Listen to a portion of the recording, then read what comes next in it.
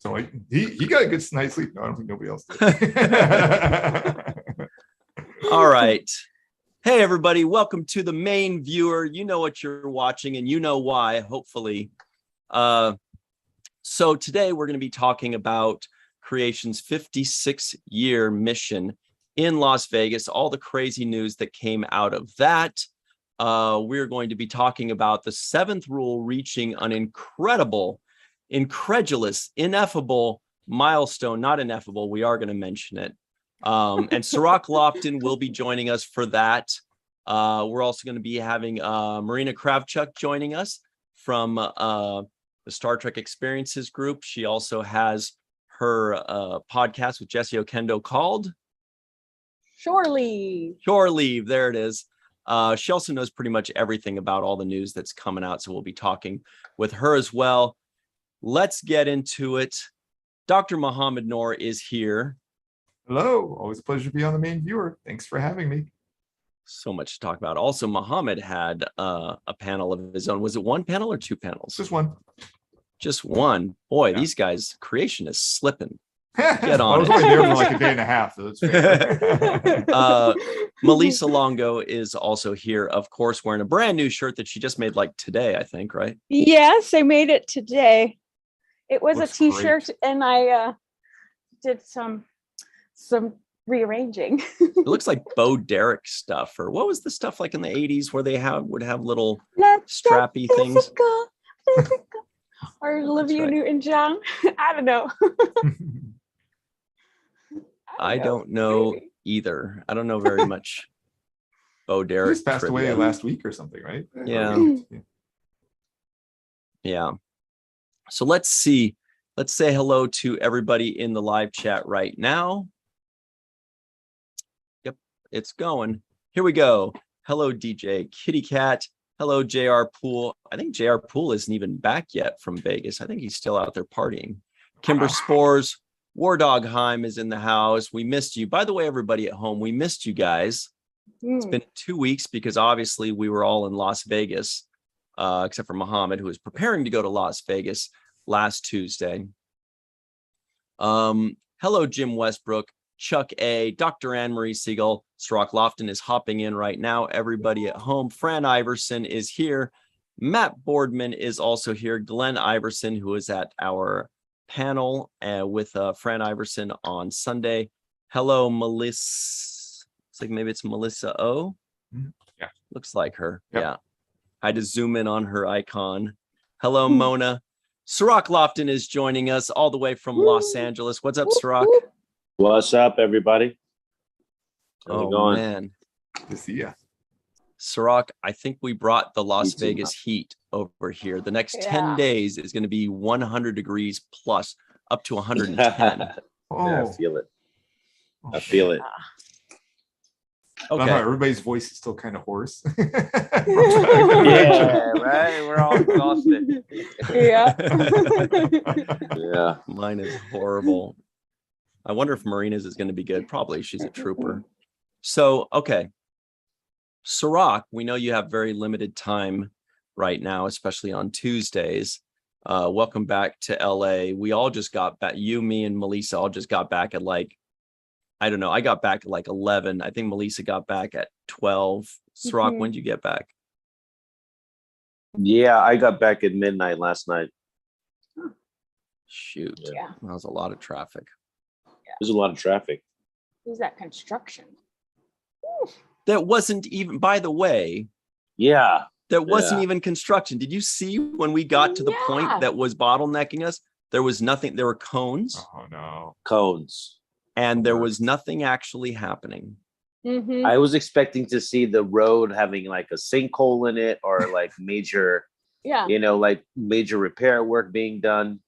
And then when you get there, it's like, I'm like, what is wrong with the road? Like, why did they block the road off? I couldn't tell with my eyes. Maybe there's some structural damage that an engineer needs to look at, but from my eyes, I couldn't tell a single thing. There wasn't even a human walking around pointing at stuff. It Mhm. was Klingon ships all along that lane. It wasn't a Yeah. puddle. There was not even a puddle there. I Puddle. was like, why the hell did they block 4 lanes of traffic to Right. to siphon us into that little spot. But Well, and there were two yeah. sections that were closed off because after Yeah. the first one, I'm cruising along, and then boom, traffic again. But at Yeah, least there the was second another was one. continuous. And then they closed out like 2 or 3 lanes. It was on a bigger Mhm. freeway point, and there was nothing happening there either. I mean, they had a few flashing lights, but there weren't Yeah. even people on that one. Anyway, so look, everybody at home, we're gonna continue to complain about all this traffic and stuff. Not on your time. Not on your time. On your time, we're going to talk about all the news of the week, and we're going to be fighting our sleeplessness for you because we are givers. Sirach, We love you all. I don't know if you heard the big news of the day. I think you did. Oh, let me know. Well, I think you I'm do always up for know. big nose. Here's the big news of the day, everybody, at least for us. Yeah. And it is, we're going to take you to the 7th Rule YouTube channel for this news of the day, which is also known as the Aaron Eisenberg Captain Nog stage when we do virtual TrekCon. So as you know, look, here's the 7th Rule YouTube channel, 14.4 thousand subscribers. Hopefully by the end of the night, it'll be 14.5 thousand subscribers. Wink, wink. 7th Rule, Star Trek podcast, blah, blah, blah in the description. But look over here. Join January 14, 2019. We all know that, but look at the Wow. views. Whoop. Wow. We have now, 962 views. that's right, but there are a few zeros before that and a 1. We've reached Yeah. 1 million views Wow. on the 7th Rule YouTube channel. All right. Thank you, everybody. That is So, epic. Sirach, I think that deserves an oh. my voice can't hit that note right now. Yeah, I'll give you. We I'll tried do on baritone. stage. I'll do baritone. Yes, we did. Yeah. So Sirach, 3.5 years ago, January 14, 2019, if I told you, or Muhammad here would have told you as somebody that had nothing to do with the podcast at the time, we're like, who are you? He's like, dude, you guys, just want to let you know you're going to reach 1 million views in a few years. What would you have thought, Sirach? How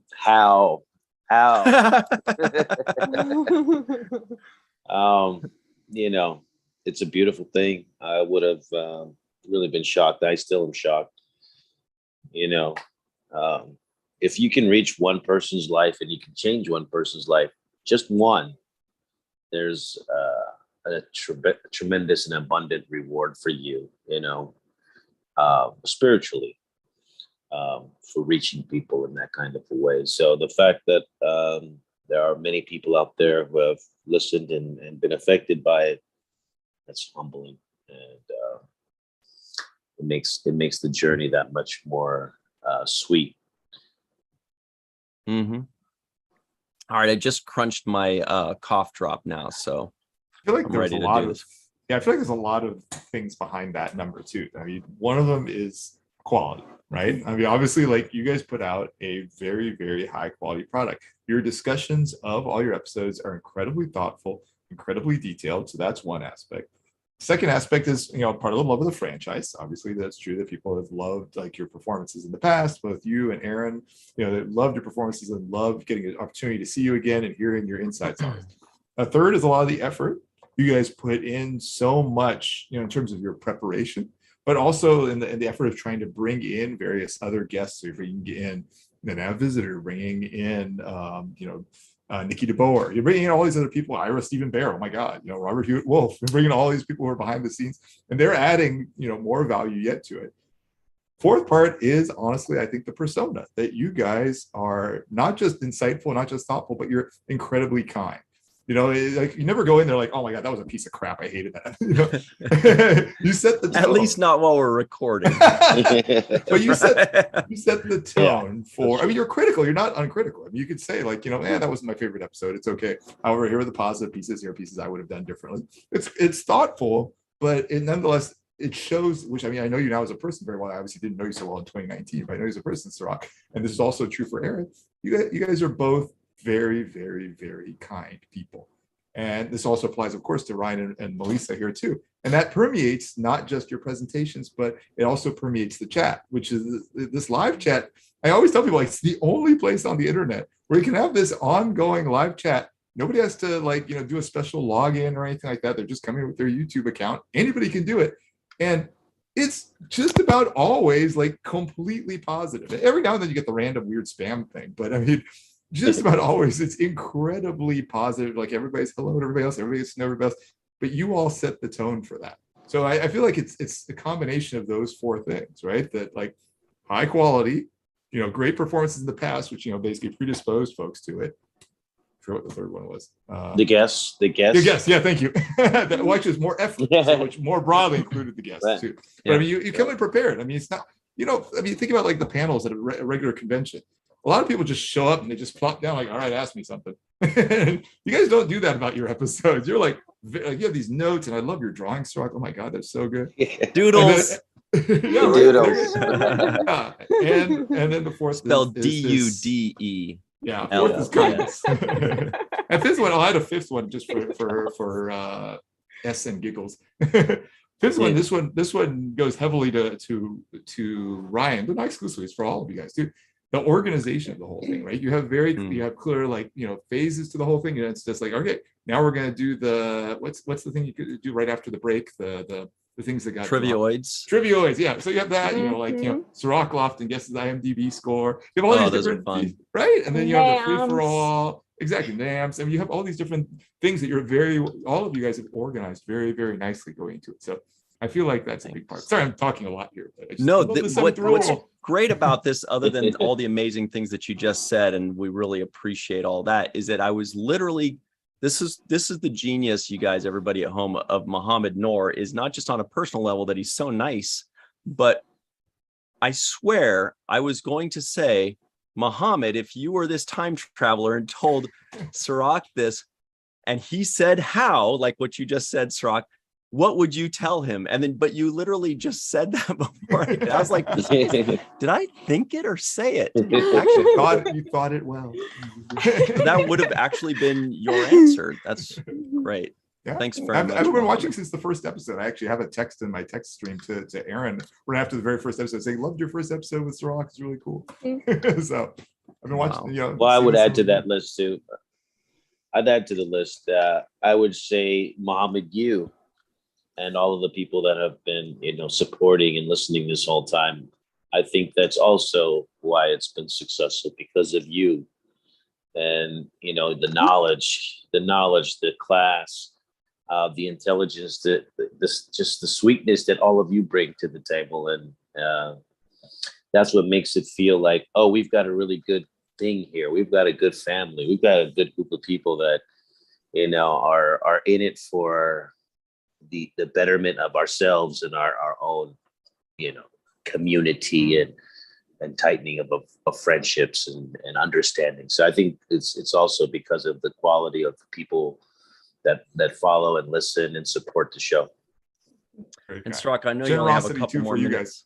Oh yeah, I know you only got a couple more minutes with us, but just to piggyback on that, if we had told Aaron this on January 14th, and he said how, I think my answer would have been you, Aaron. You just be you, and we will follow in those footsteps. There's no advice he would need or strategy. I think we would just say, just do your thing and lead by example, and everything else will fall into place. Because I mean, really, what are we generally, going to say? Oh, thank you to the fans. And the supporters. They're the ones that are making this happen. Well, they're making this happen because of knowing Aaron or watching Aaron on Deep Space Nine, or, because we are following in Aaron's footsteps and they like that, whatever it is, whether it's 99% Aaron or 50% Aaron, everybody is following this because of the originator, which is Aaron Eisenberg. So I would just say, just do your thing, Aaron. That'll be enough. Yeah. And the thing is, I may be surprised, but I don't think Aaron would be surprised because of the way that he believed in this show. from the beginning, he just had this passion for the work that he was doing and the belief in it. You remember those meetings where he would call us 4 or 5 times back to back to back to back and say, "Hey, one more thing. Hey, Yes. I forgot to ask you. Hey, did I offend you when I said?" So it would always be just more and more. And so the amount of thought he was putting into it makes me think that he had a vision that it would reach a large audience and that it would be successful, because he certainly invested his time and energy in that kind of a way where he believed in its success. So I think Aaron would be extremely proud. I don't know that he would think it come this fast, because it has been really relatively a fast ride up to this point. Matter of fact, we flew by 7 seasons, and I already want to go back and watch one. All right. I know, me too. Starting in the 3rd season, I was already like, oh. Same. It's just flying by. And it's almost indicative of how this weekend was at the convention. It's 5 days, but it flies by, and it's so quick, like it's over before you know it. Mhm. And even though you're exhausted and you have all these stories and you have, these memories, it's like, it feels like it's not long enough when it's all over. And so that means you have something good, because, you don't want something good to end. And I feel like, just getting up to this point has been almost flying by when I look back on it. So, Melissa, we want to get your take on all this in just a second here, but I do want to tell everybody at home right now that in a few minutes, we'll have Marina Kravchuk joining us, and we're going to be talking about all the big news of the last week from the 56-year mission, aka Star Trek Las Vegas. That's what we just call it, STLV. But we're going to talk about everything that was mentioned there and all the fun news. But right now we are talking about the big news of the day for us, which is the 7th rule reaching 1 million views on our YouTube channel. We're well over 300,000 in podcast, audio as well, but that thing is flying now as well. Sirach, we know you got to run in just a second. Before you go, any final thoughts? Just that I love you guys. I had really a good time on the panel, the 7th rule panel with you, Melissa and Ryan. And I was really blown away and humbled by the people that were at the event and shared with us how many people were there to celebrate with us. And it's just a humbling thing. The success of the show has been extremely humbling, and it makes me feel good that Aaron is being remembered and honored, and that his legacy is going to continue to be talked about as long as we can have something to do with it. Yeah. Remember, you are awesome, Sirach. I mean, Aaron contributed a lot too, but you also are awesome. You were vital to all of it. Yeah. Everybody loves Sirach. I love you If too, you watch him, Mohammed. if you watch him at the conventions, everybody like, that's Sirach. Oh my God, Sirach, talk to me. I'm still like that.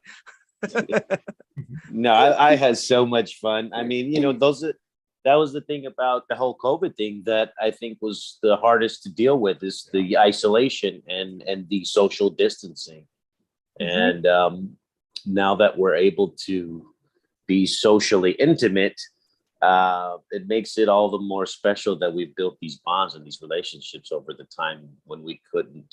So I cherish it even all the more because of the fact that I had it pulled away from me for a while, and now I jump out there and make sure that I get all the hugs and tell people how much I love them and how much they mean to me.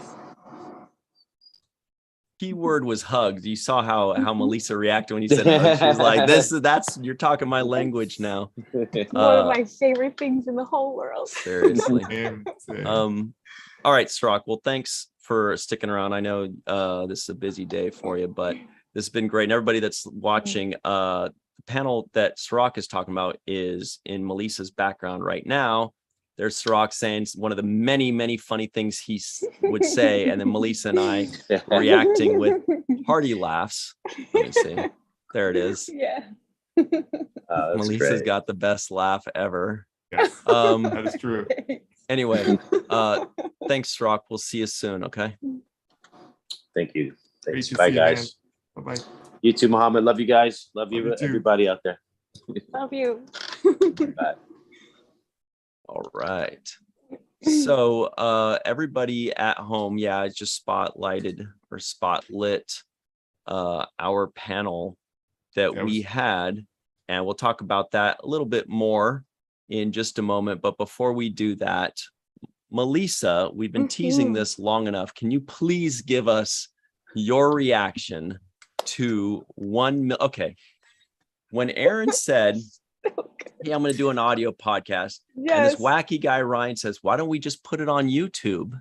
Yes. Did you think, maybe we'll get 1 million views someday? Or did you think, well, you guys, you kids have fun with your little show? No, I was totally behind it 100%. And often in the background when all three of you were recording, and it's so much so that Aaron would be like, well, Melissa just said, well, Melissa just said, well, Melissa says, but this is the vision that Aaron had going into for this show, and he would be thrilled because one, he got to review a time in his life that meant so much to him and his buddy, with him and his buddy. It was a special time for him, so he was excited about that. And the show was started in the spirit of inclusivity, and that has really continued throughout, even after we lost him. That has continued throughout, and because Ryan and Sirach are amazing human beings, and they don't alienate anyone. It doesn't matter if they are an executive producer of the show, or on the first Patreon tier, or just follow us here on YouTube. Everyone is included here, and it's that kindness that drives the show. It has to. It always has to. That integrity and that kindness has to be the number one. And that's why it's so special. It's such a beautiful and wonderful show, and that's why I am so invested in it. So yeah, it's very exciting. We love that you're now a big part of the show too. I mean, because we didn't see you so much in the show until like after Aaron had passed, and I love that you're now a big part of it very regularly, and showing up in episodes. I love it. I mean, because your insights are amazing too, Melissa. Like, we love seeing you on there. I love being part of it. I think it's great too, Mohammed, that you say that, considering you are the strongest voice against her being a part of the show initially. So it's really sweet of you to really have come around. It's totally wrong. No, never thought that. Ever. I told you, boy, just hang in there.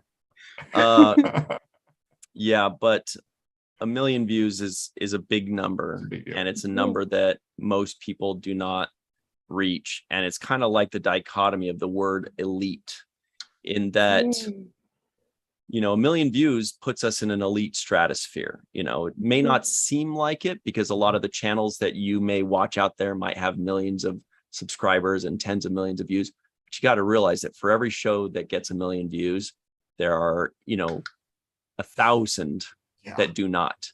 But the other side of elite is what Melissa was talking about earlier, is that we kind of have a no elitism policy here. Yes. Which is, you notice everybody at home, obviously this is virtual Trek Con, but same thing with virtual Trek Con goes on the 7th rule. You can watch these shows for free.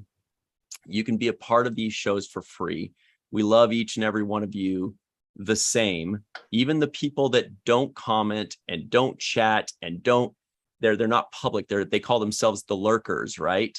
They just kind of lurk. They watch, they watch on their own time, or maybe they're in a different time zone and they're unable to do it. this is for everybody. And we like being amongst the people and talking with the people because we're all huge Star Trek fans. So we're just like you. All right. So Melissa, we've got a couple minutes before we let Marina Kravchuk on to talk about more of Star Trek Las Vegas. But before we do that, everybody in the live chat, here's a mission for you.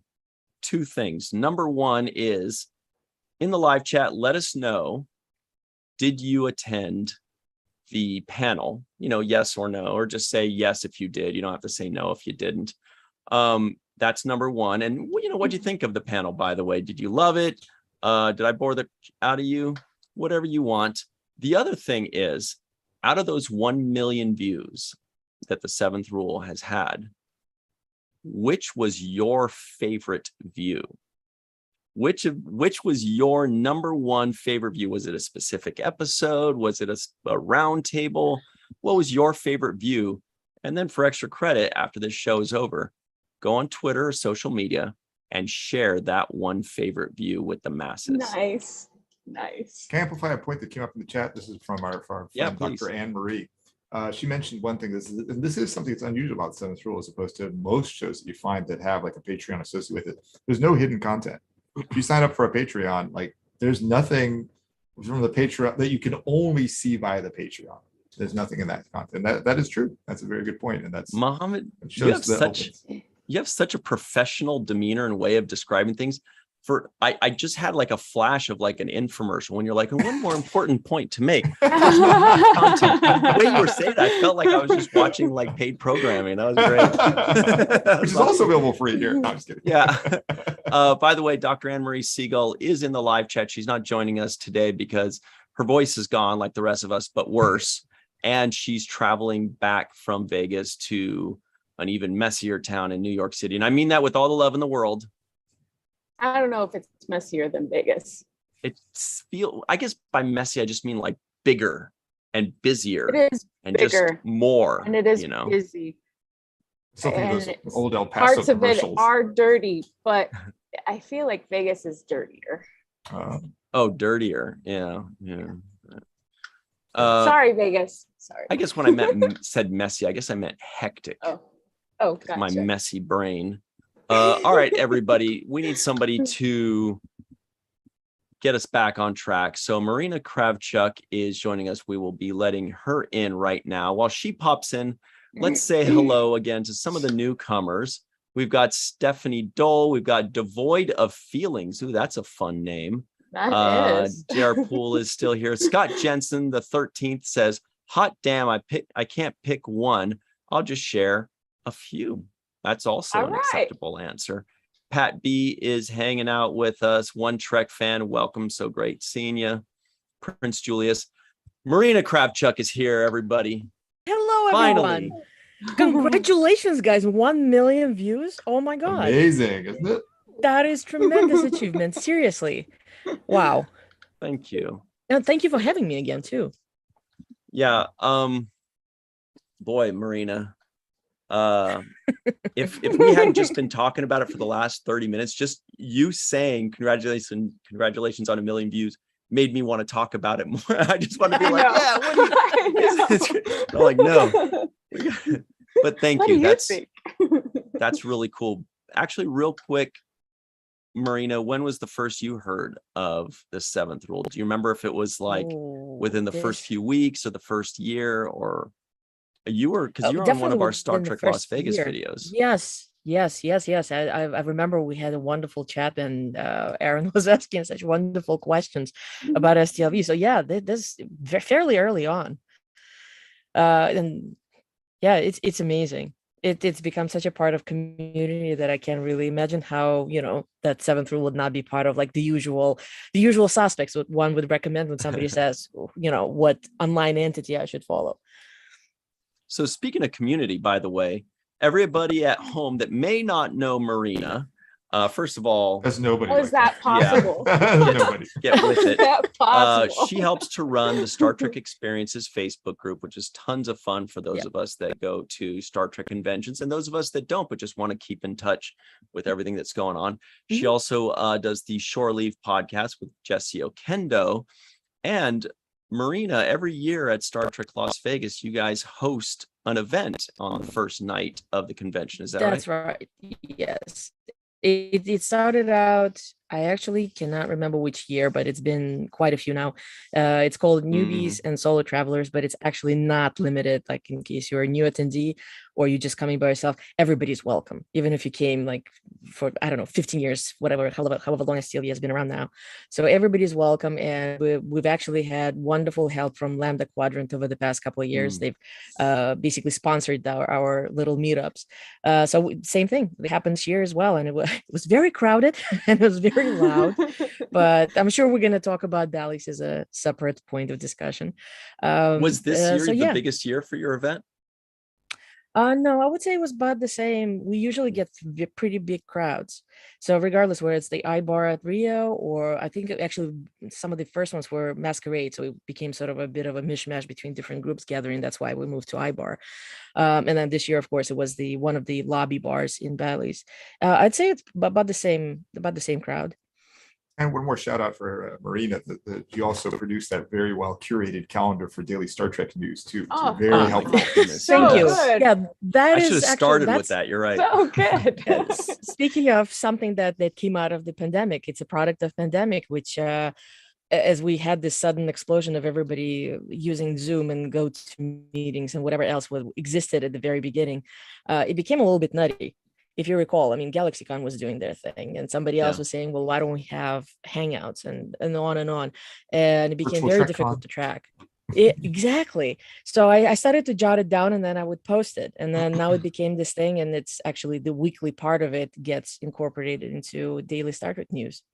Well, also, I think it was a bit pragmatic on your part, Marina, because I think you probably got a little tired of everybody going, just ask Marina. She knows. Message Marina. I mean, I still do that. I go like, I'm talking with somebody and we're like, I don't know, what's this? I just ask Marina. And then Marina, not only that does she know, or we'll find out very quickly, but she replies so everybody at home, go harass Marina. If you ever have a question, no, but this way you put it up online so that it's extremely helpful for everybody. It's actually fairly, I wouldn't say that it's easy, but it became sort of a self-perpetuating thing, because once you actually get on, say, convention circuit, you basically start to realize how much information is out there. So, little by little, bits and pieces, it just, right now I literally had to create like a separate little page in a blog that I used to have and I never really update. I'm like, well, that's perfect. I'll just make a little page and I'll post everything there. So now it's in the form of a page that is much easier to read. And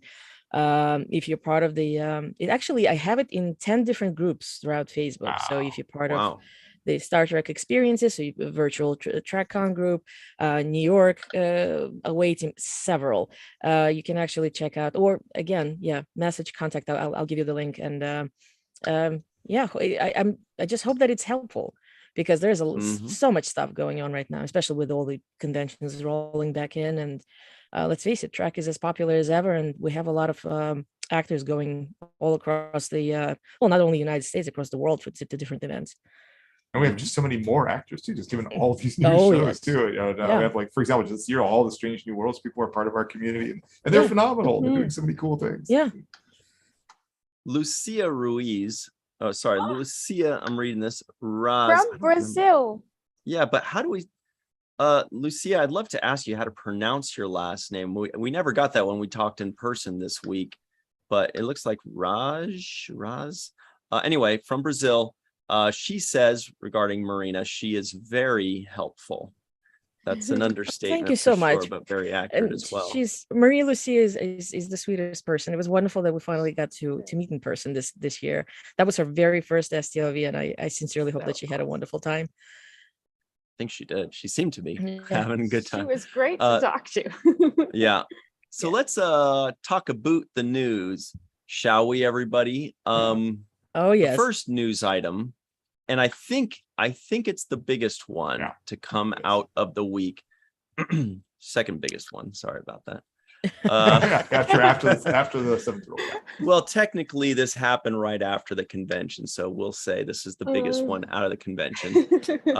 Everybody knows probably what I'm talking about. That's been on social media the last few days. It's Denise Crosby. Now, way at the beginning, when they were just talking about how there was going to be a female villain, I remember my guess was Denise Crosby. And I said, I think she's going to come back, just because they're bringing the band back together. So this would be the perfect way to do it. And I said, it's going to be Selah. That's a great way to do it. But then somebody came out, I don't remember, it was like a producer said, no, it's not going to be Selah. Yeah. And I'm still, Terry Metalis. But even then I'm still like 50-50 because I'm like, well, they've been known to say, oh, no, it's not that, and then it comes out. And then of course it is. Yeah. So I'm still not sure.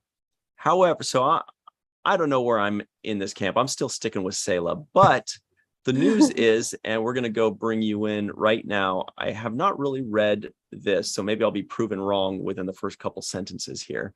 But this is from our good friends at trekmovie.com. Now, trekmovie.com did an amazing job of covering this convention. Yeah. They had panels, they were active, and they were covering it. I mean, this is like their Super Bowl, I guess, because they were all over this. Yeah. The title of this is Denise Crosby hints Tasha Yar will appear in Star Trek Picard season 3. Now, first of all, that makes me pretty wrong. If it says in the title, Tasha Yar, not Denise Crosby, Tasha Yar. Yeah, the quote from Denise Crosby said, that Tasha Yar will be back, but the actual quote goes, she says, right? I don't want to give away too much, but I'm going to tell you that you will see Tasha Yar, but I'm not going to tell you how. You've got to watch. So I'm actually very glad that TrekCore, being professional covers of this sort of events, they just tell you, she just hinted. We don't really know. It could be anything. It could be like literally a picture in the back of somebody's, I don't know, ready room or something. That's right. Action figure. Or it could be Mirror Universe Tasha Yar. Anything. Could be a flashback. Yeah. It could be, now that we know that there's something going on with Enterprise D. There you go. With the bridge, the bridge of the Enterprise D. But I'm actually curious if they're just doing this on purpose, like there is an agreement, like she can actually say that, but she said it specifically in a way that would generate this wave of like, oh my god, because you should see the rest of the people who followed quoting off of Trek Movies report. It literally, Denise Crosby confirmed to appear, and I'm like, that's not what happened. But yeah. I'm going to put in a poll in just a second here, guys. Oh, it's fun. I know. Flagpole Sitta. A song by Harvey Danger. It just made me think of that when I said poll. The question will be, how will Denise Crosby appear in Picard season 3? So obviously the options are going to be like as Selah, calling all these guys liars and saying, nope, I'm like Ryan, I'm a skeptic. I don't believe anything anybody says anymore. Or like Marina is saying here, because Marina gets it too. Or if they say, you know what, I think it's going to be Tasha Yar on a holodeck. Maybe Picard just goes and visits his old friend Tasha on the holodeck and has an aging program, so that it's like, maybe he misses her, and that's just the person that he goes and talks to on the holodeck every time he has questions that only she can answer. Maybe he does that. So maybe it will like the be data dream, right? Maybe it will actually be Tasha Yar, the real thing, just on a holodeck, or maybe it will be, a mirror universe. Yeah. Or maybe it will be possibilities at this point are endless, really. Right. Yeah. A likely possibility is an alternate future as well, because they love to change the timeline. You know what I mean? A different timeline. So I don't know. Yeah. What do you think? Really, do you really think they would go with the alternate time, considering that we already had that happen in second season? They kind of went with that. It would be sort of a repeat. I think they would go with something else. But it might be she's coming from an alternate timeline, possibly into the prime timeline. Could be like a multiverse aspect kind of thing. Right. Yeah. Dr. Muhammad Noor, what is a multiverse, by the way, while I type this poll I'm not up? a physicist. I don't know. It's not a biology question at all. But I mean, Einstein did say that there's multiple identical universes going on at the same time, but whether we're all doing identical things and living identical lives is anyone's guess. But there are multiple universes and multiple dimensions. That there's another Melissa and another Ryan and another Muhammad and another Marina. I like the idea of either dream or holodeck. I mean, I lump them as one thing. A dream or holodeck is basically like alternate version. But that seems very like, because again, they did that at the very start of the first season of Picard with Data still alive. So that'd be fairly straightforward, and you could easily see it.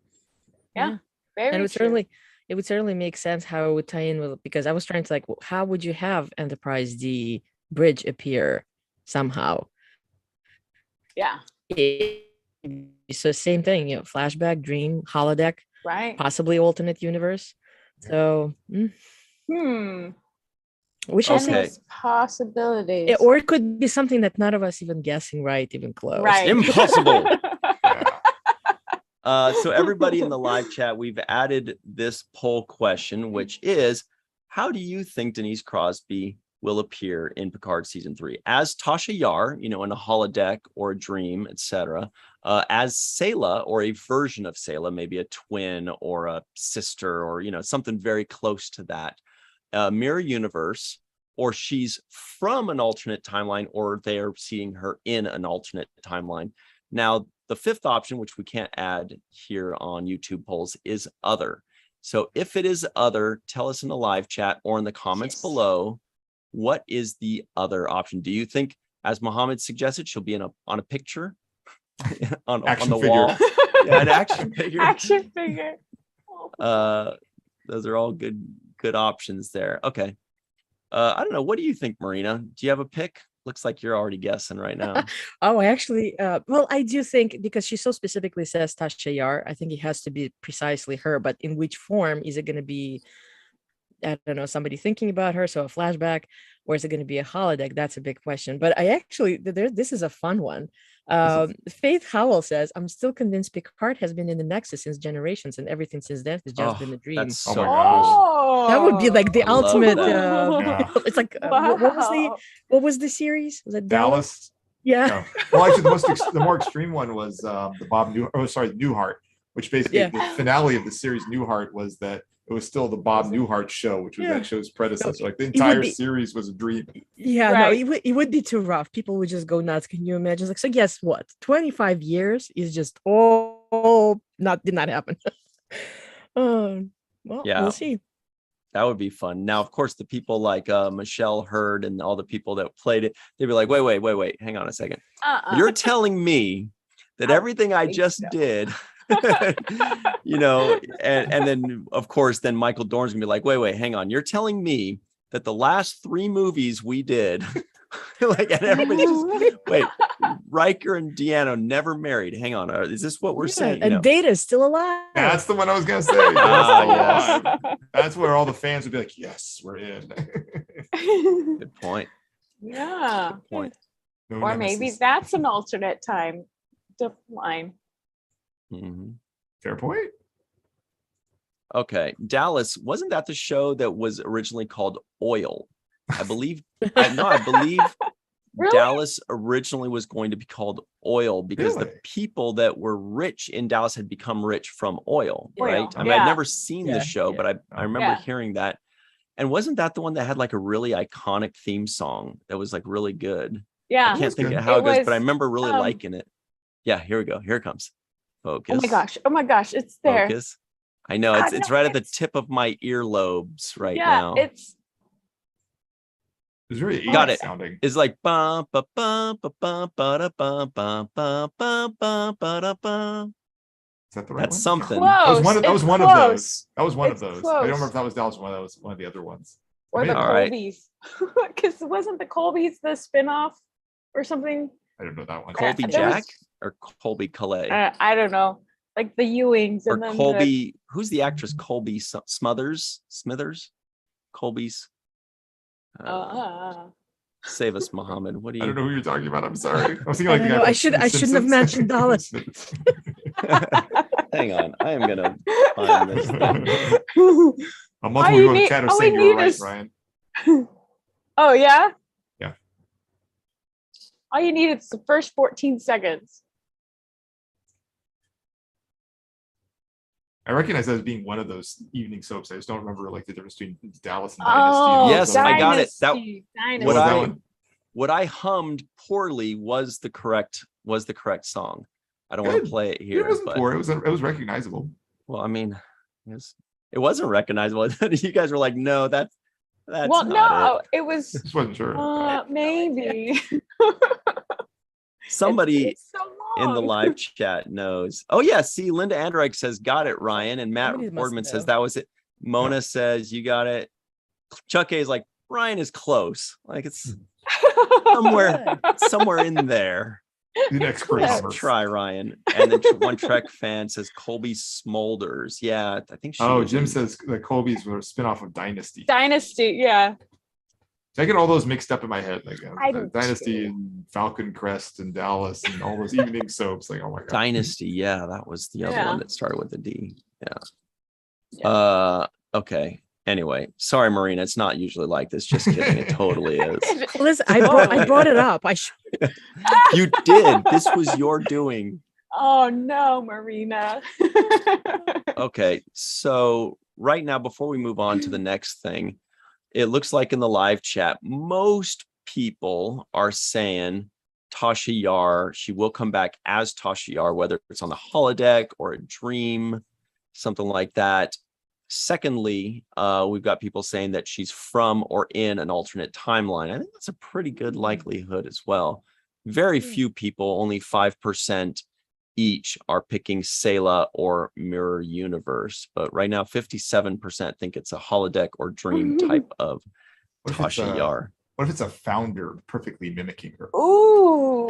Gorgeous. love that. So which Yes. actually leads me to my last question about this, which is, do you think Denise Crosby and the character she is playing is going to be the female villain that they've been teasing, or do you think it's two characters? Two characters. It's got to be somebody else. They wouldn't be too obvious about that.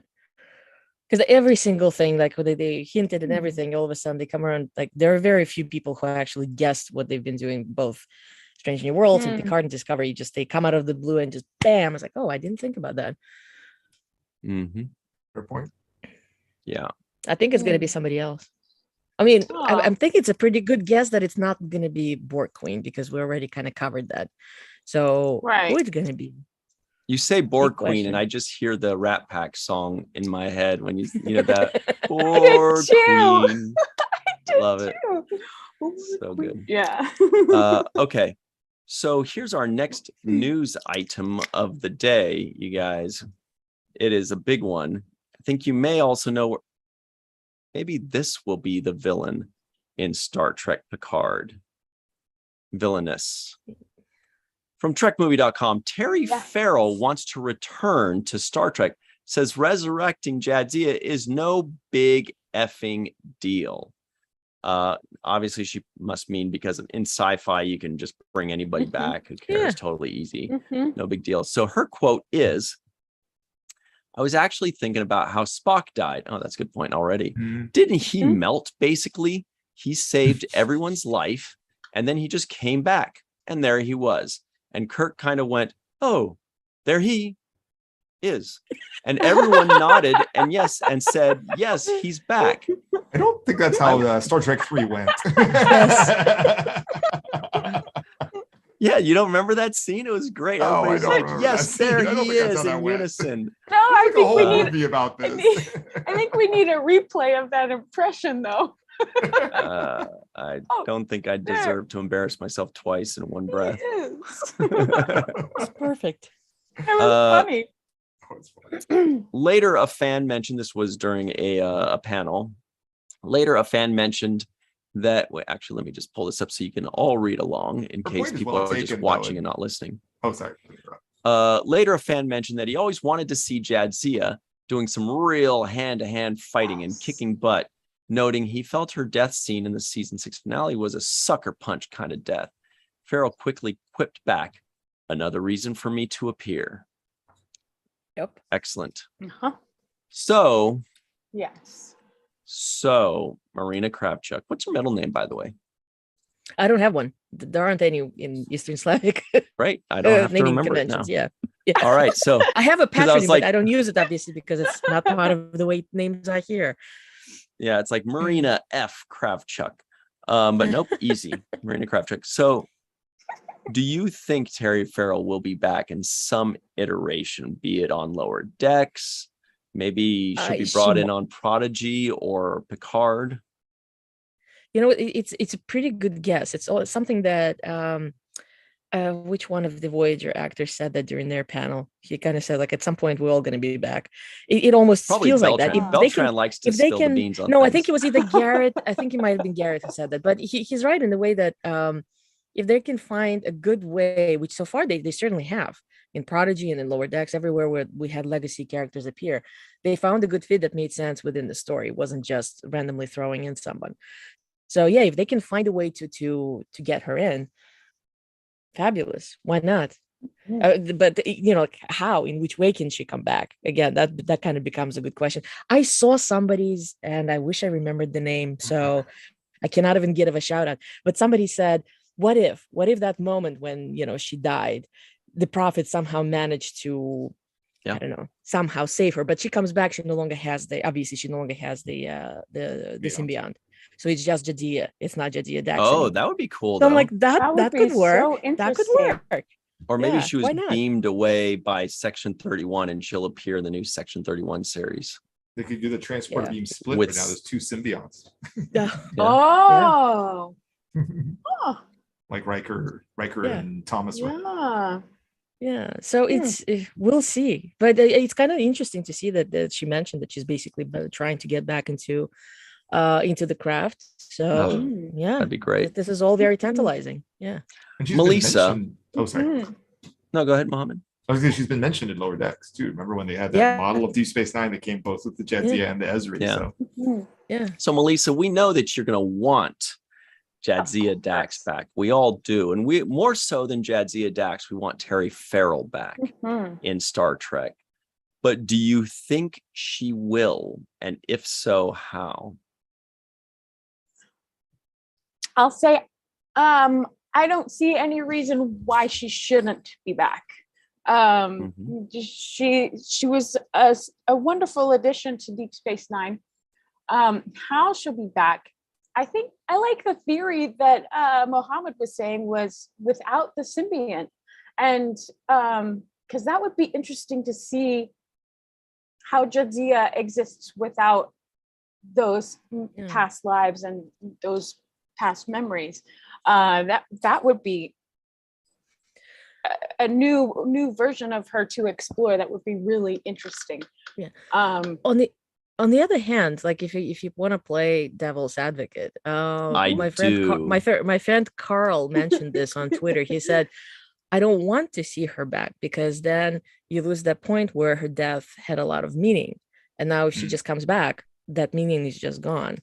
So we want all of them back. Let's face it, we want all of them back, but it just didn't work. But I feel like please. Sorry. Please. Now, there's those who argue that her death was meaningless. So maybe she, like Spock or anyone else, does deserve a second chance and a chance to come back. I think on the meaning scale, she was somewhere in the middle, in between Tasha Yar and Data, right? Data had like the big giant death, Tasha Yar less so, and Jadzia is somewhere in the middle. What were you gonna say, Mohammed? Well, I was gonna say just having her come back doesn't decrease it. Like I still watch Wrath of Khan and I still tear up at the Spock death scene, even knowing full well that he's gonna come back. So I feel like I get what your friend is saying in that context, but I personally would still think that was really cool. I don't feel like it diminishes things because there was so much. I mean, so much of the first part of season 7 of Deep Space Nine was everybody recovering from what happened to Yeah, Jesse. yeah. So the impact is still pretty strong here in a lot of the series. Well, as I said, as long as they find an actual meaningful part in the story for the character, there's Right. why not bring them back? Yeah. Why not include them? Like, going back to the Voyager panel, somebody asked Tim Russ, they're like, "What did you think about Tuvok being back in Lower Decks?" He had no idea because obviously he doesn't speak. He wasn't actually part, so nobody actually let him know that his character just appears. He's the one who helped. We've already passed the spoiler thing for Lower Decks premiere. We should be fine, right? No, I mean, I haven't watched it yet. But basically but he that's appears. okay. Yeah, but it kind of makes sense. It makes sense within the story. It actually was a great fun bit. So yeah, who knows? Lower Decks or Prodigy. Where would you think she would work best? Would she work best in an animated form or in live action? That actually argues against what you just said, argues against the earlier thing in terms of Denise Crosby, against it just being like a photo of Tasha Yar. Because I mean, why would she even know that was true? Like they could have just used a photo. Right. So that's anyway, very true. Very good point. Nitpick. Good point. Yeah. All right. So everybody in the live chat, let us know. Number one, if you want to see Terry Farrell back. If you want to see Terry Farrell back, just type yes in the live chat. If you don't, just type no so we can block you. And then in the also tell us, how do you think she might come back? Do you think, I mean, that Prophet's idea is a pretty good one. You think it's a quick beam out by Section 31? Do you think, it's kind of similar to Tasha Yar? There's a lot of possibilities like Tasha Yar there. Anne-Marie Siegel in the live chat says, Marina is just so positive and amazing. Love her. But she has a lot of exclamation points in there. I feel horrible that she lost her voice. She sounded like Kathleen Turner when we met at STLV. And she also loves your theory. Oh, thank you. Okay, let's see. Oh man, no blocking today. Everybody's saying yes in the live chat, including Melissa and Mohammed. A lot of yeses, lots of exclamation points, lots of all caps. Kimber Spore says, what Mohammed said. And Linda Anderegg says, yes, of course. Rose M. Kirby says, it's just a mind thing. I thought Tasha brings back the Prophet, the Cisco. Whoa, that's a big old loop around there. JR Poole says, I'd like live action Dax. Matt Boardman says, yes, 1,000 times. Yes. And Fox Nomad, our good buddy that we saw in Vegas as well. He says, yes, Lower Decks. Yeah, she'd work in Lower Decks. Yeah. Yeah, she'd be think great. so. But she had a good sense of humor. Yeah, but I think they should expand beyond Lower Decks, just so that Terry can work. Yeah, I think that Terry would want to be in. She wouldn't say no to Lower Decks. That's great. That's wonderful. But I think when she's picturing coming back to Star Trek, I think she's picturing being in front of a camera. That's just a guess on my part. But what do you think, Mohammed?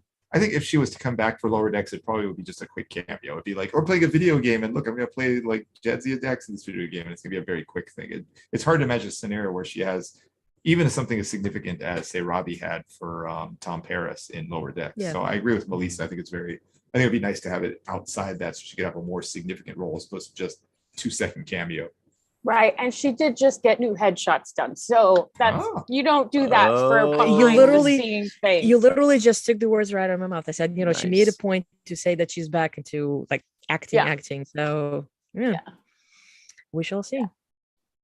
Wow, good thinking. You're right. Okay, but it's so hard to guess. I mean, look at Gates. All of a sudden, everybody got so excited. She had literally 2 sentences on in Prodigy, and then boom, Picard. So who knows? Maybe they'll kind of drop in something similar. Could be both. Well, speaking of Gates McFadden, actually, before we move on to the next thing, there is some Gates McFadden news, everybody. Marina, you're already laughing, so why don't you take us on that journey? Oh my God. Oh, first of all, Gates was amazing. Did you get to see her just generally? And did you see the Picard panel in Vegas? It was amazing. She walked out on the stage holding the sex candle.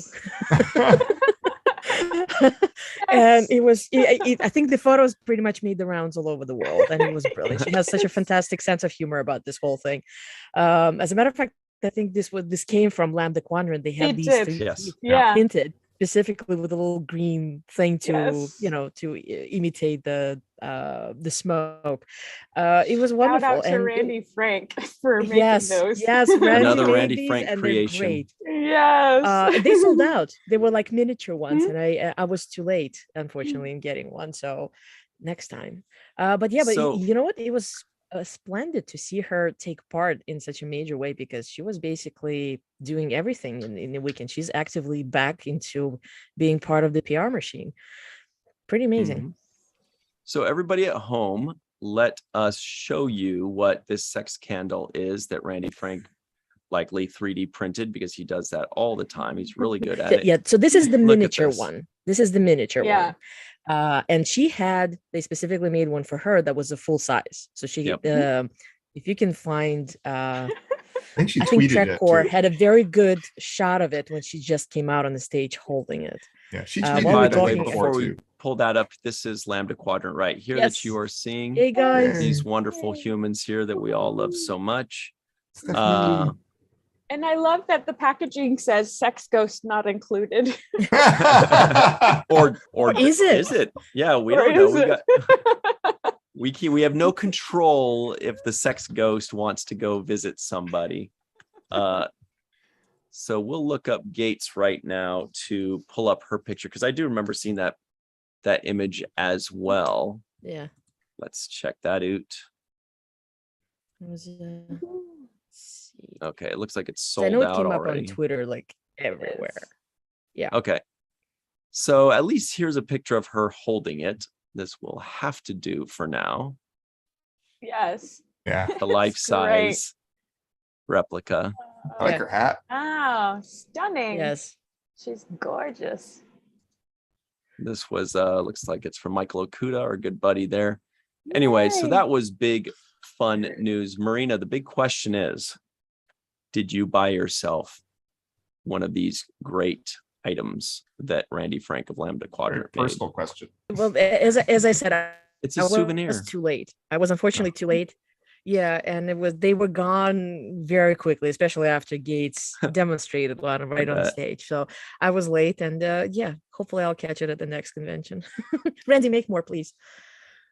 What a great sport. Great sport she was. Oh, here it is. Okay, so here You find she it? is. I just said, what a great sport. Here is Gates McFadden holding it. Look at this, is hilarious. Yeah. And yeah, that, Love that I'm trying to expression. find know, one. it's There was great. definitely one when Reunited. she's standing on the stage. Yeah. Oh my gosh.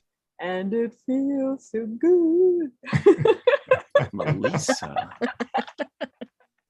Unbelievable. This is a family show. We're Just a talking about song, that's all. sex ghost candles.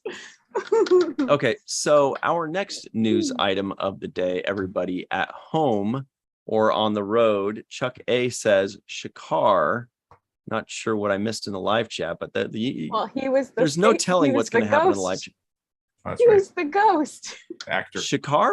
Yeah. Oh, The that's right. The actor. same Yeah, actor. it's the That's same right, actor. That's right. Good knowledge, Duncan yes. Rigger. Yeah. Yeah. He's so tall. Yeah. Yeah. Very first that's time I our met him, I'm pal. like, I feel like a shrimp.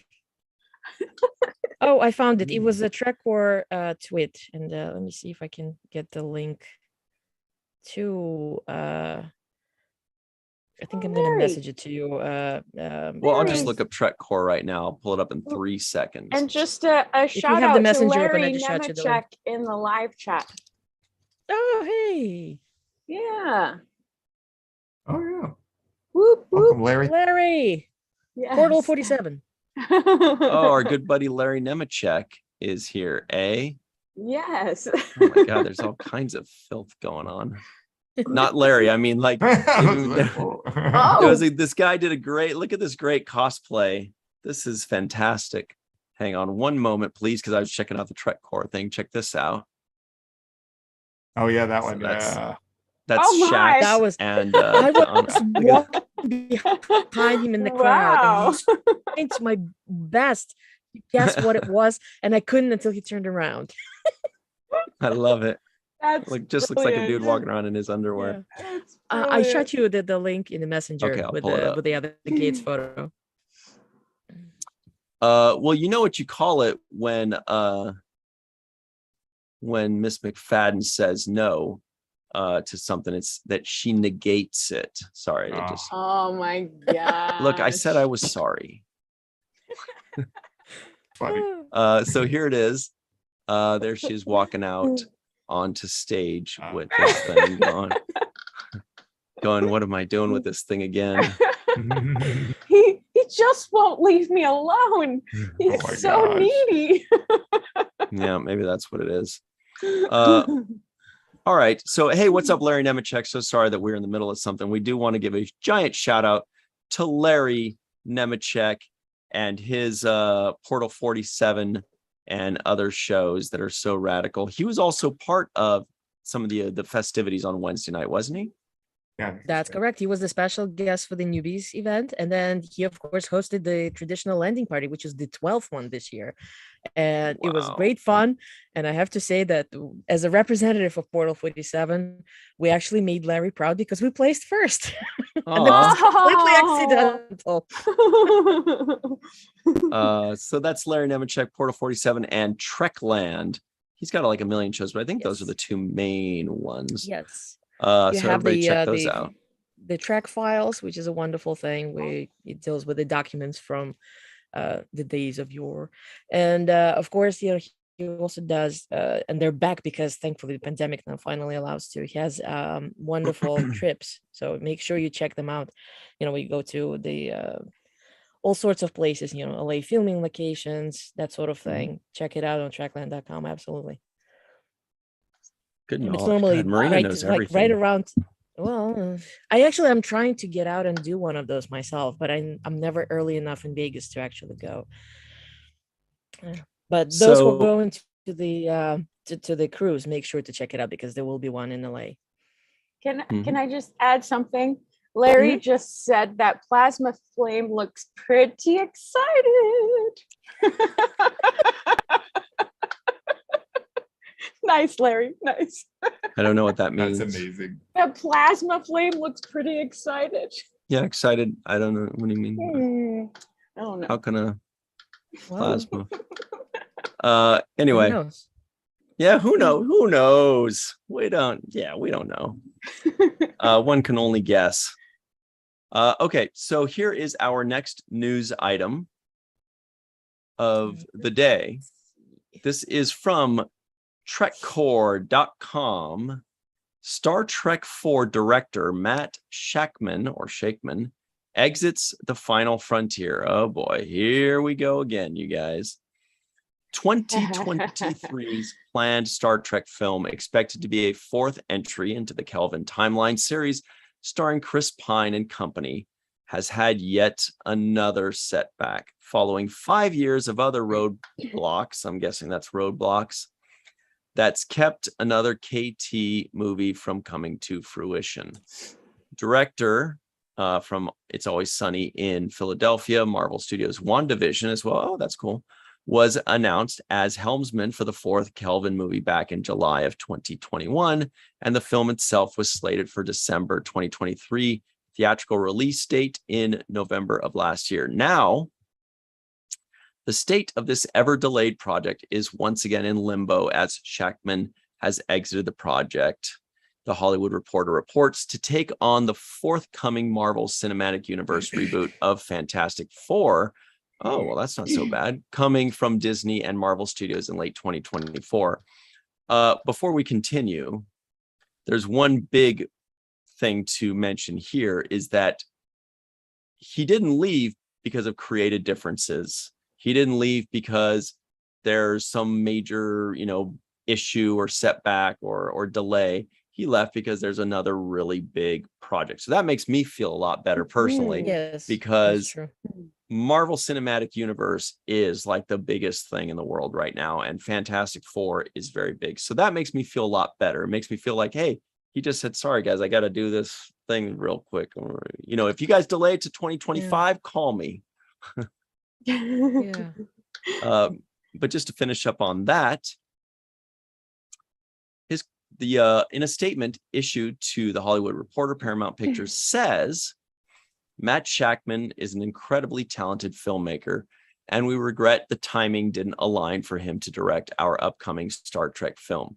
We are grateful for his many contributions and are excited about the creative vision of this next chapter and look forward to bringing it to audiences all around the world. I will say, however, that is a big disappointment. Somebody that is big enough and good enough to direct Marvel movies and TV shows, like Fantastic Four now is the movie he's doing, and he's done WandaVision. Clearly, he knows how to make good big budget projects. That's a big hit. Yeah, honestly.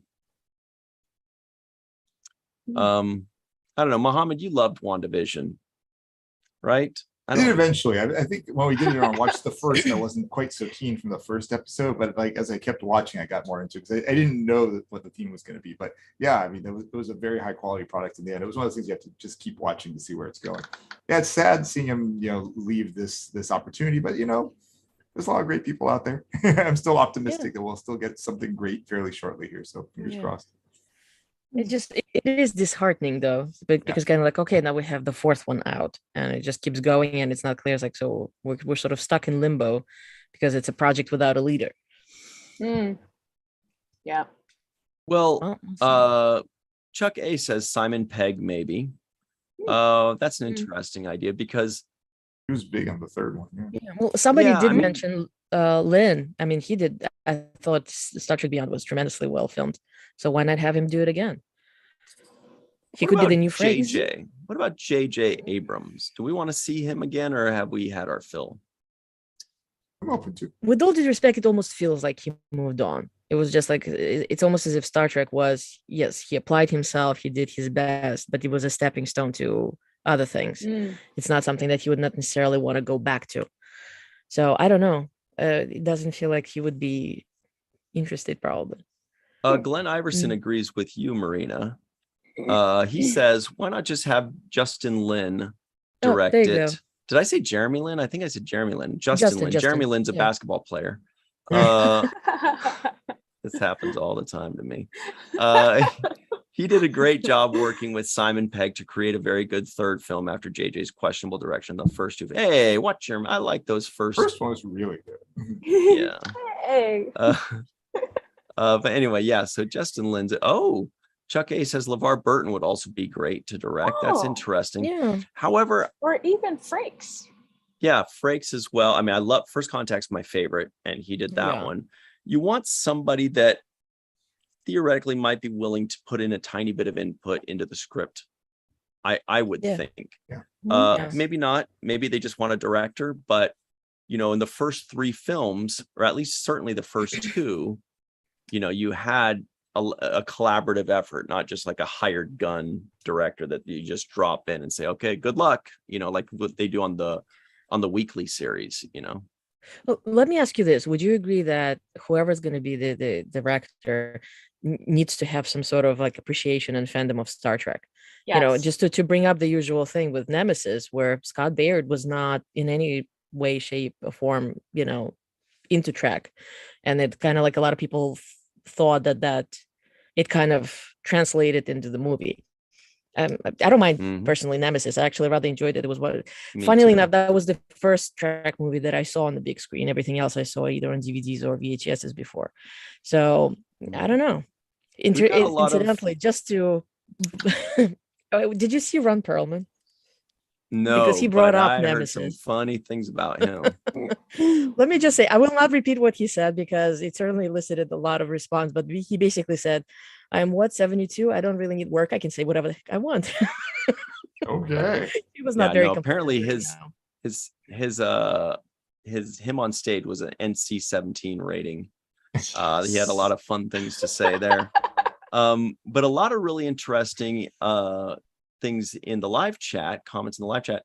We have Larry Nemechek says Jonathan's feature comeback. So he's questioning the same thing we are for Jonathan Frakes. Could be a fun one. Chuck A also mentions Robbie Duncan McNeil. Oh, That is a that'd be very be interesting. really great. Because has he done a movie yet? I don't think so. Maybe. But he certainly is no stranger to bigger budget things and science fiction, Right. obviously. and his series. Right. Resident Alien. Absolutely. Resident Mhm. Alien, which is great. Which And is- people are loving it. It's in season 2 right now. Peter H totally gets me. He says Lynn's sanity. He knows what I'm talking about. That's Jeremy Lynn. Kimber Spore says, Justin, I'd love to Justin. see Terry.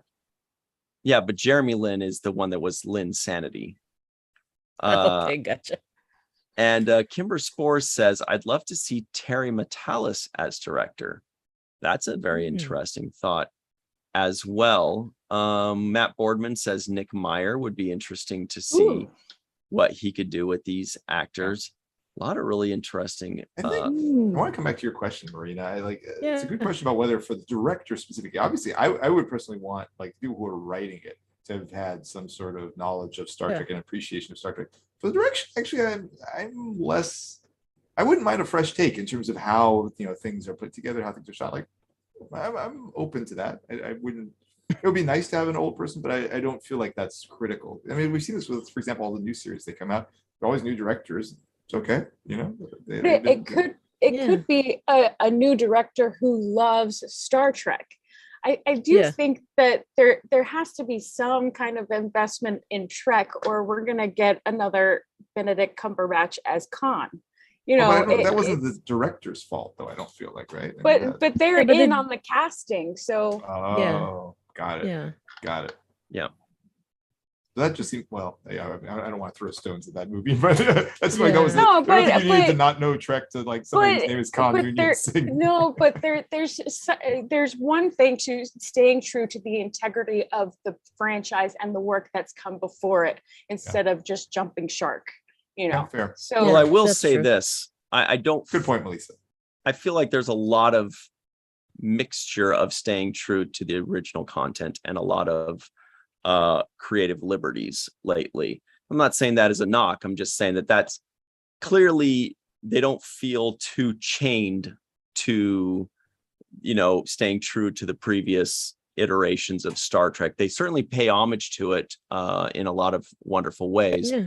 but Right. they've taken on, like Khan was certainly one of those where they just kind of say, well, that's cool, but I'm going to do it this way. But They did always it have their work? fun. But that's what I agree with Lisa. Did it work? Like when it's you take a liberty, but it's sort of like a logical extension where it makes Didn't work sense for me. when it fits.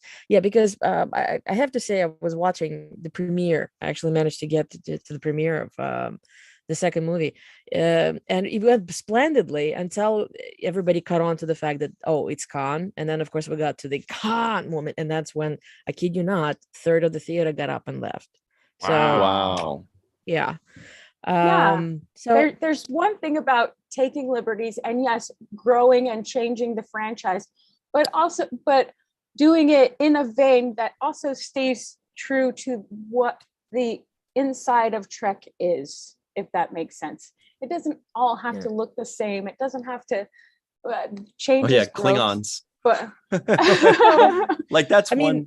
The you know Klingons something- thing was the one thing where I was like, that was a tough pill for me to swallow, and I wasn't one of those guys that was going to yell and scream about Klingons, but I could certainly understand why they would. I'm really easy with change, but if I was one of the people that, we're all different people, and some people deal with change well, and some people like to have things always stay the same and like to, they want continuity and they want canon and they want all these things. So I can understand how that frustrated the hell out of them. For me, I was just like baffled by it. I just was like, why would they do that? But at the It's about same balance. time, you have to respect that the creators, the powers that be, they are very flexible and responsive. They saw that it didn't work, that there were enough people who were vocal about it, and they, not to use the word retcon, but boom, boom, second season, They adjusted. little changes, and they adjusted it so it became a little bit more organic to what we already have, which Love I think that is a about them, splendid yeah. thing. Yeah. Mhm. So we've asked another poll in the live chat, everybody. This one's a little bit more vague because there are too many answers to put out there. The question is, who do you want to see direct Star Trek 4? That's really technically Star Trek 14, but for some reason they're calling it Star Trek 4. That's another thing my brain can't wrap around because I'm like, it's 14. And they're like, no, we're calling it Star Trek 4.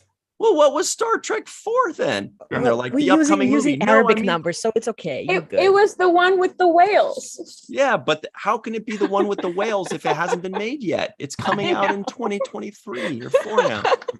But anyway, so the question is, who do you want to see direct that? The potential answers are a previous Trek movie director. You know, that could be like a Jonathan Frakes, or that could be a Nicholas Meyer, or a Justin Lin, or J.J. Abrams, or a previous Trek series director. That's gonna be like a LeVar Burton or a David Livingston or something like that. Yeah. Or just Roxanne Dawson too. Yeah. Oh, I would love Roxanne Dawson. I would put her at the top of my list. That would be Actually, that's That a would great be one. Awesome. But she's busy. I feel like she's always working, which also tells you how good she is. She's a good director. Yeah. What's the But it all thing comes they down always also say? genres. Like, would she be interested in doing sci-fi? Because the one feature film True. that she did was like nowhere near Good this point. type of movie. Yeah. But Robbie, on the other hand, yeah, why not? But that's what they always say. If you want something done, ask a busy person. And she is definitely a busy person. Yeah. The third option in the poll is a newcomer, somebody that's never worked in Star Trek before. So, you know, kind of a vague question because there are too many answers to put out of 3 or 4, but possibly a newcomer. Anyway, let's move on to the next news item because we're getting really tight. And boy, oh boy, Mohammed gets pissed when we start going over. He starts to get like this look in his eyes. He's like, oh, this is really interesting, Ryan. Yeah. You just don't really know what a tyrant Mohammed is behind the scenes. Yeah. I have my taser I think back here. They can tell. They can read it on him. So this is from our good friends over at trekmovie.com. This one is just about the future, the future, Conan. Oh. Yes. Star Trek Day 2022 live global streaming event to feature Paramount Plus show panels, comedy, music, and more. Not much really needed to get into details there, right? But this is going to be another Star Trek Day. And if you guys thought we had a lot to talk about this week, just wait until the Tuesday after Star Trek Day. Yeah. We'll only talk about Disney Plus that day. What day? What was that? Star Trek Day? This. Mirror Universe me slipped in for a second.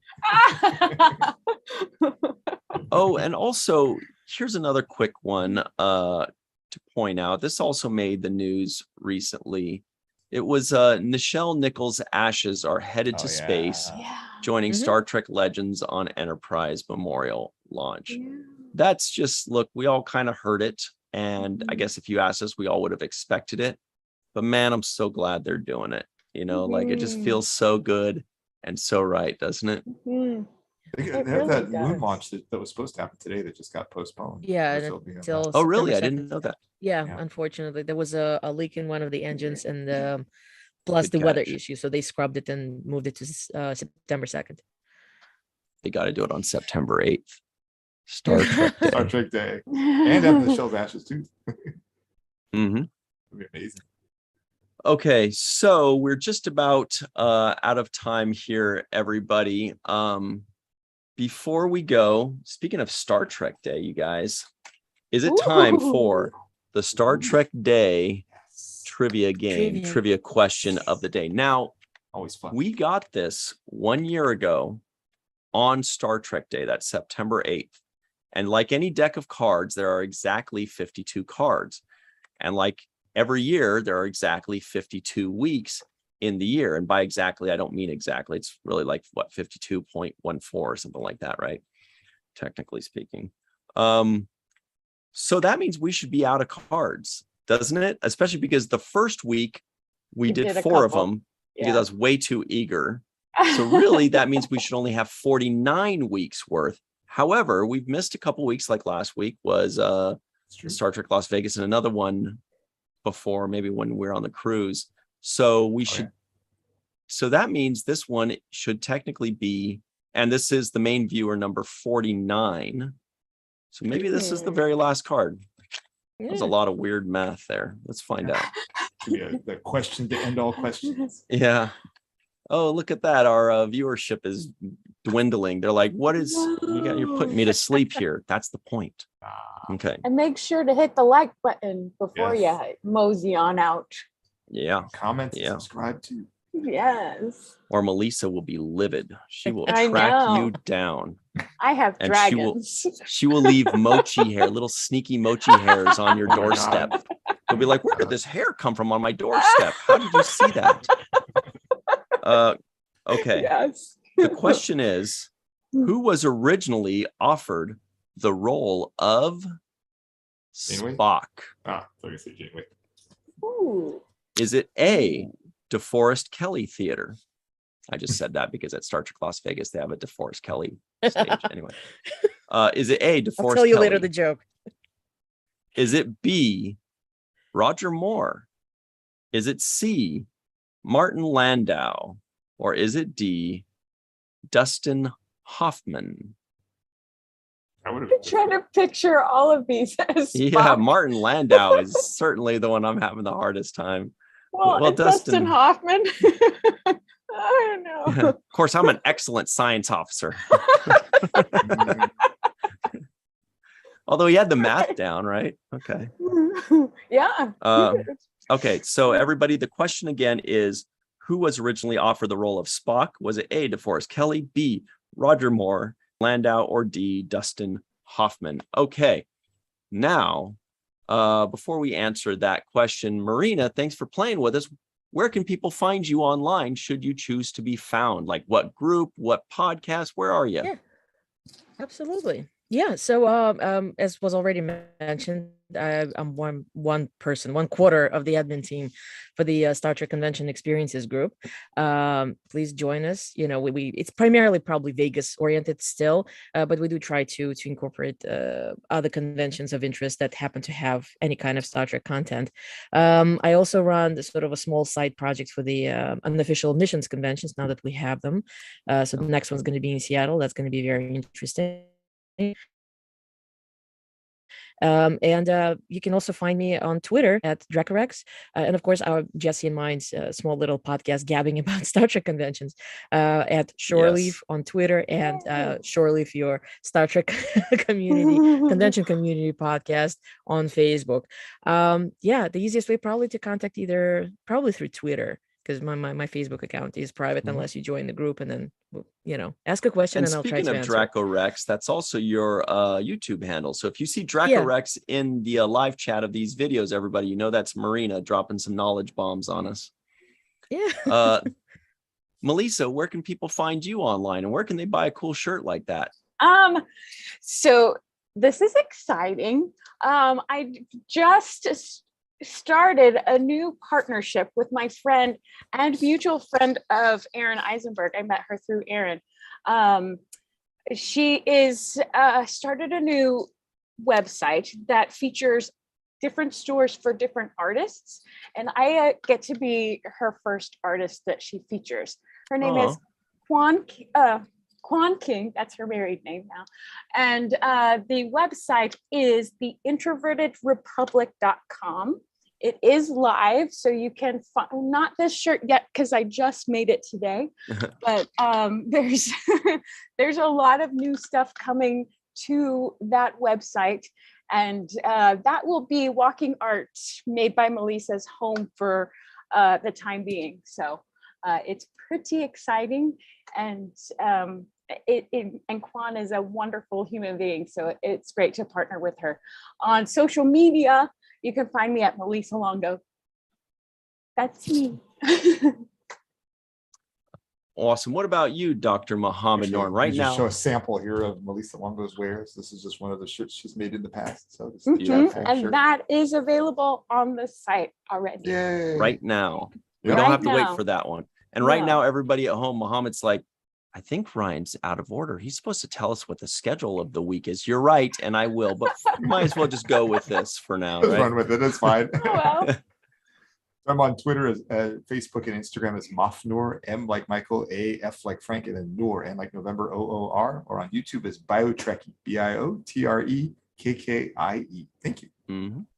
And everybody at home, you can find me, Ryan T. Husk. You can find me here on Virtual TrekCon or The Seventh Rule or Falling Tower. All of those are on YouTube, Twitter, Facebook. You can also find me wandering the halls of Star Trek Las Vegas with giant bags under my eyes and a glaze over my eyes and a raspy voice.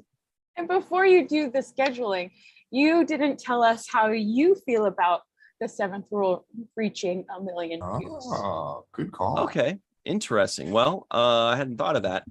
Truth be told, I'm not surprised or I wouldn't have been surprised if somebody told me on day one, because I've done the YouTube stuff for a while and the social media stuff for a while, and I kind of understand how a lot of that works. And I was like, oh my God, Jake and Nog together again. We're going to hit 1 million views in a fucking hour. That's an example. But I was like, that this is it's a good mix and it has enormous potential. Now, obviously, knowing that it has enormous potential, it also takes gallons of elbow grease to even have a chance to realize that potential. And just, we don't achieve things on potential alone, but I certainly saw that. And I certainly hoped for it. And I certainly loved Aaron and loved Sirach and was all for it. It wasn't just, professional potential, but also personal potential. I was like, this is going to be tons of fun for me to hang out with my friends and talk about Star Trek. So, but of course, having it be realized, I also realized the other side of it, which is it's incredibly hard to do that with, no matter what you have, stacked in the deck in your favor. So regardless, it's still a huge accomplishment, even with, a couple of heavy hitters and wonderful humans such as Aaron and Sirach. It's still an incredibly Herculean effort, and I'm very happy about it and proud of it, and extremely grateful for the fans for supporting it, because we can make the best stuff in the world, and if the fans don't support it, then it doesn't go anywhere. It doesn't do anything. So really, the bottom line, of course, is everybody that supports us, all of our friends and supporters, and the people that share our videos or like our videos or comment on our videos or just lurk or just anything. You don't have to donate to the Patreon. I mean, do it if you want. That helps a ton. But just giving the video a like and a comment or sharing it with your friends is liquid latinum, virtual gold, liquid latinum, whatever you want to call it. So that's how I feel about it. I feel very proud and grateful and excited for the future. We'll hit the next 1 million in like a week. Watch this. Thank you, Melissa. Yeah. So real quick, this week, the Seventh Rule just released our review, our full review of, this was yesterday on Monday, of The Siege of AR 558 with very special guest, Ira Stephen Bear. So we talked about that. Melissa was there as well. We had a great conversation about Aaron Eisenberg and how amazing he was in that role and how great that episode was and how it impacted everybody. And our free-for-all was insane because everybody was like so moved by that episode way in the past, as well as right now upon rewatching it. So go check that out, everybody. That is a huge one. And just right before that, Sunday, a couple days ago, we released our first segment of The Emperor's New Cloak from Deep Space Nine with Armin Shimmerman, very special guest, which is going to be amazing. So go check that out. That's on the Seventh Rule right now. Tomorrow at 6 p.m. Pacific, 9 p.m. Eastern Time, Falling Towers Watch the First podcast will be releasing our final superhero episode because August is superhero month. So this is our final superhero episode for August, and it is Disney Plus's Groot. So everybody, that is a masterpiece. You go watch yourself some Groot on Disney Plus. I'll go fast. Set aside a lot of time, like 4 or 5 minutes, and then go watch the first and hear us talk about it. We have a very special guest co-host, Miss Bridget Fitzgerald jumping in on that one, the ever pleasant. And then next week, and starting next week and all of September is going to be Saturday morning cartoons month. So grab your friends, It'll be fun. put the kids to That's bed. It's fun. time for Saturday morning cartoons. Okay. Yes. Then on Thursday, the 7th Rule will release our review at 6 p.m. Pacific, 9 p.m. Eastern time. Our review of Lower Decks Season 3, Episode 2, with a very special guest. We can now say that planning to attend this review of Lower Decks Episode 2, Season 3 is none other than I need a nap, J.G. Hertzler, General Martok, Chancellor Martok himself. Should be a great time because, as you know, he is featured on that new episode. Yeah, in the episode. And then on Friday, we have on this channel right here, we have Star Trek and Chill at 5 p.m. Pacific, 8 p.m. Eastern. This is live. We will be talking much more about Star Trek Las Vegas on a more personal level, just like, you know, the sweet parties, the hanging out over here, Melissa's table. We didn't get a chance to talk too much about Muhammad's panel, but we will behind his back. And, you know, we're going to have a lot of fun. We'll have Shar and them and everybody join us. They don't know it yet, but hopefully. And then lastly, this upcoming Sunday at 9 a.m. Pacific, 12 noon Eastern time. What is it? Oh, boy. Scheduled to appear. We got to say scheduled because anything can happen with, you know, busy work schedules and stuff like that. We're going to be reviewing Deep Space Nine, episode 13 of season 7, Field of Fire. And right now you guys are saying, wait, isn't that the one where Robert Hewitt Wolf came back after being gone after season 5? He came back for this one episode and wrote this one. Yes, with very special guest, Robert Hewitt Wolf. Woohoo! So that should be a great time, unless he's too busy with work, in which case we'll just be talking about how great he is and he won't know it. But he is scheduled to appear.